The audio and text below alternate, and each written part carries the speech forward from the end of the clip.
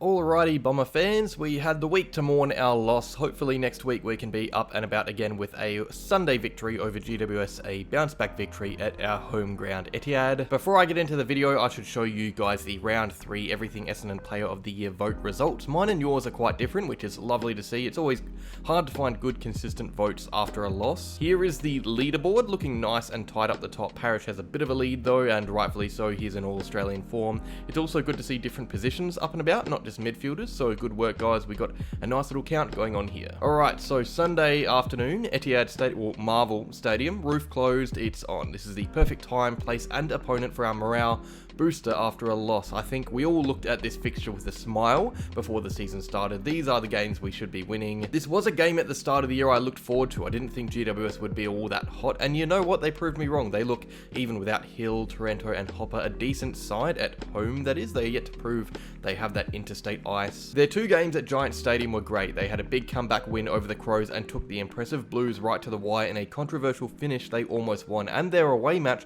wasn't even that bad either. They faced up to West Coast in Perth and only lost by 3 and a bit goals, so they are competitive. They don't force teams out, but they don't let themselves fall out of the contest either. Some would argue that midfield is better off without Taranto and Hopper. It would be a stretch to say though, but it allows Kelly and Cornelio more room to roam at their best. They have thrived this year in their absence, although their clearance numbers are down. They are the 6th worst team for total clearances, while we are the 6th best, so you can expect to see Parrish and Setterfield and Merritt and Shield get on top in this regard. They like the game a bit more open. They have the least contested possessions in the league, which at Marvel is an issue. It's always hotter and quicker there. It really does suit us, especially against a team like GWS. We know the ground better and know exactly how to move the ball around there, which helps our intercept possession game. We love scoring from defense. It should be a fun contest in that regard. And their avenue to goal is a little bit harder to read than ours, even though we have had so many different contributors. We have shown we have the players that can pop up for multiple majors, but aside from Green and Hogan, their main goal scorers, no one has kicked 3 goals in a game. It is also going to be hard for the Giants dealing with our defense, which has held pretty strong, and we may even have BZT coming back from his rolled ankle, which would help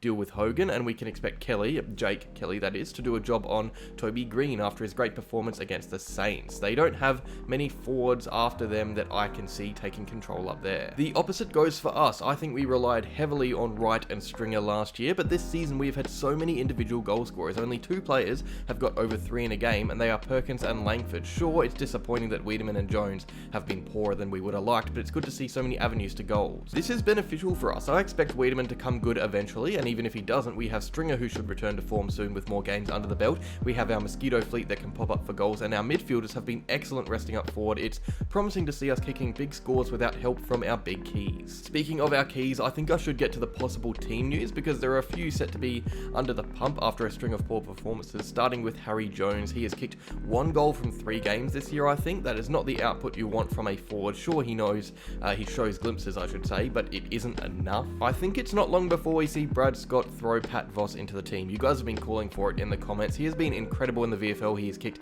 9 goals in the first 2 games. I wouldn't be surprised if Jones gets another chance, but another poor showing, and Voss is surely in the mix, you would think. Either that, or we see Andrew Phillips return to help out in the ruck. Wiedemann up there last week was shocking when Draper rested, so at least with Phillips we would have hit-out contests throughout the whole game to help our midfielders. It is also hard to see Dyson Heppel retain his spot with ease. I'm not saying I don't see it happening, but he is now well and truly under the pump.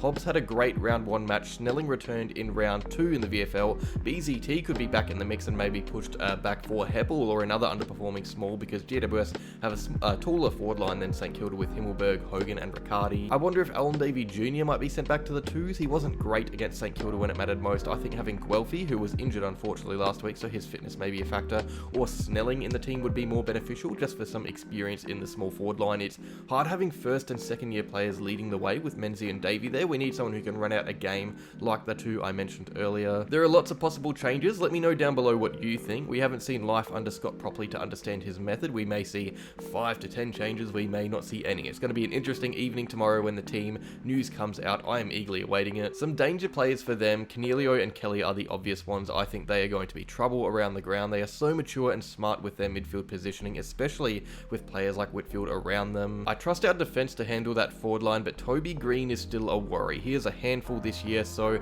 Jake Kelly or whoever has the job needs to bring their A game. He is the one I think can take the game away from us. Their defense is really solid. I rate Sam Taylor a lot. He is, in my eyes, one of the best key defenders in the league, and Jack Buckley is incredibly underrated as well. He is having an awesome season, so Wiedemann and whoever joins him up there will have their work cut out. Same goes for the mids supplying the ball to them. Our entry efficiency is going to be a real watch whether or not we can find targets, not just big forwards, but targets in our zone. All in all, I think this is a game we win. I trust us to bounce back. We showed both maturity to fight our way back against the Saints and a lack of it to keep a lead, but I trust under Scott we won't let two slip, especially against a team like GWS who aren't on St Kilda's level and at our home ground. We will be too fast, too slick, and too confident. I doubt they will be able to match our intensity at Marvel. I predict a 25-point win. I think we get the job done comfortably. So that is the preview done. Like if you enjoyed, comment your team selection predictions, and subscribe to stay up to date with everything Essendon.